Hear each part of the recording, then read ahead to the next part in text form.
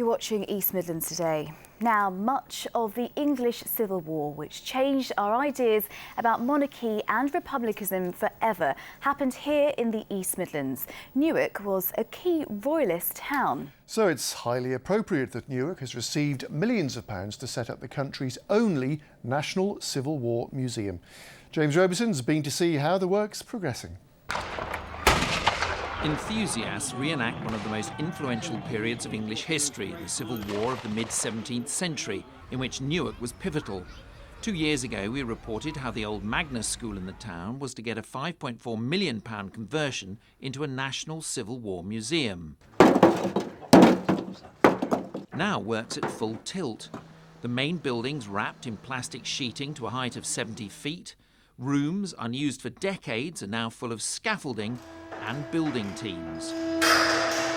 But perhaps most spectacular are the oak roof beams of the 1529 Magnus Building, revealed for the first time since being constructed in Henry VIII's reign. Some of it survived miraculously, other bits of it have failed spectacularly. So we're at a point now where we need to go through it and actually decide what repairs are needed. The restoration's being carried out by specialists from Edwinstowe in Nottinghamshire. There's areas of rot and insect infestation which have done the damage to this part of the roof here. You can see also that the various bits of U-joinery have been inserted into the roof at some point in history. There's a dormer here. You can see it's quite an interesting part. We've got sections of newspaper that have actually been pasted up here at some point in the building's history.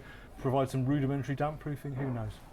The transformation wouldn't be happening without the bulk of the funds, £3.5 million, coming from the Heritage Lottery Fund. Without support like lottery for this sort of scheme, we'd have lost this heritage and lost the buildings. And of course, it will be a heritage centre for people to come and enjoy and bring tourists into the town. When it's completed, a wealth of artefacts, armour, musket balls, siege coins and contemporary reports of royalist successes and the King's surrender in Nottinghamshire will all be in there.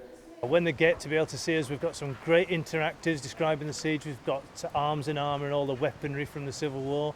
We've got some really gory stuff for the kids, musket ball extractors and bone saws. We're looking to be opening in spring next year. Despite the rain, we've got that great roof on there, so we should be cracking on.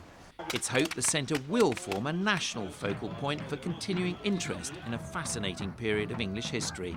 James Robeson, BBC East Midlands Today, Newark.